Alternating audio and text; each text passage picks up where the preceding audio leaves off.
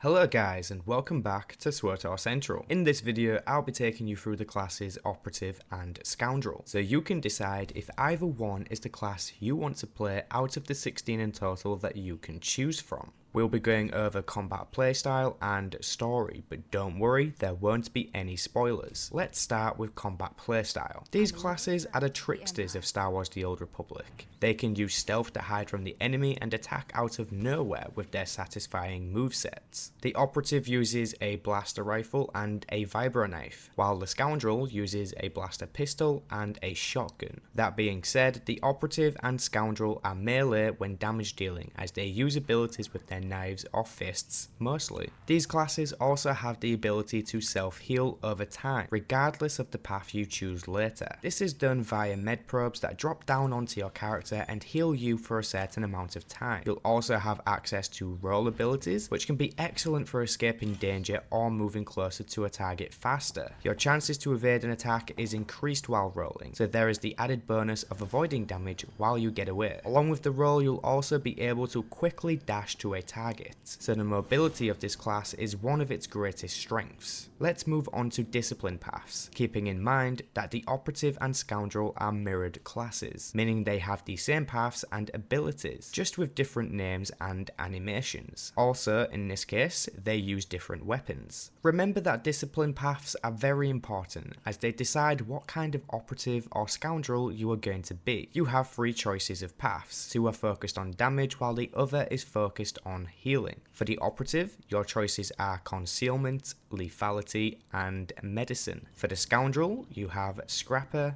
ruffian, and sawbones. Let's begin with the Operative. Concealment is a path focused on damage. The playstyle feels like fast-paced burst damage. You'll be using your knives the majority of the time, with ability names such as backstab and laceration. With the combination of stealth and stuns, this path can make easy work of other players in PvP, especially if you become very experienced. Moving on to lethality, this path also focuses on damage. This path has a mixture of burst damage and using dots, which stands for damage over time. You'll have ability with names such as Toxic Blast and Corrosive Assault. As you may tell, this path uses poisonous attacks. Next up is the path Medicine. This path focuses on healing. Operative Healer is said to be one of the harder classes to master. That being said, it would seem the path just needs a lot more management than others, which can be what throws people off. The Medicine Operative is a very good healer, and when combined with another great healer on your team who isn't an Operative too,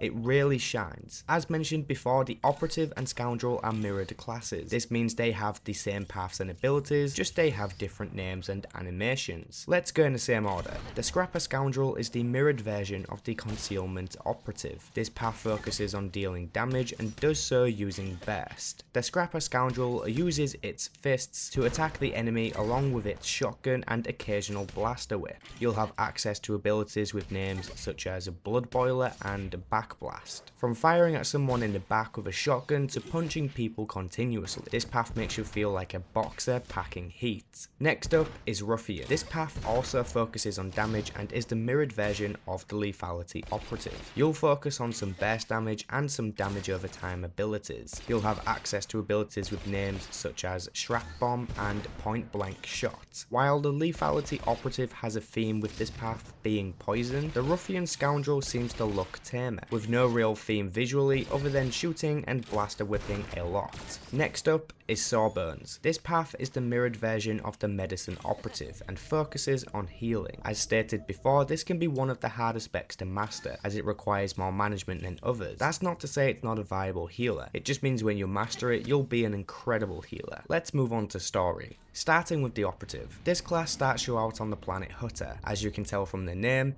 you'll be meeting Hutts. Now, the Operative story is one of the leading stories in this game. It has been written and executed in a way that gets you very immersed and excited to see what happens next. On your arrival to Hutter, your mission is to go undercover and convince a powerful Hutt to ally with the Empire. You'll use deception and phony accents to worm your way in, which isn't the first time you'll make use of such skills. Eventually, you'll find yourself falling down the rabbit hole and discovering a few things that lead you to investigate allies. This storyline is the perfect perfect example of how a non-Force user can influence the Empire and change its due course. This brief summary is all you'll get from me, as this story should be experienced firsthand by yourself. So, the Scoundrel storyline. Have you ever wanted to be a rebellish, non-law-abiding space cowboy? Well, now's your chance. The Scoundrel storyline has you starting on the war-stricken world of Ord Mantell, where you promptly arrive to smuggle weapons. You will see some resemblance of the Smuggler's ship to that of the Ebonhawk.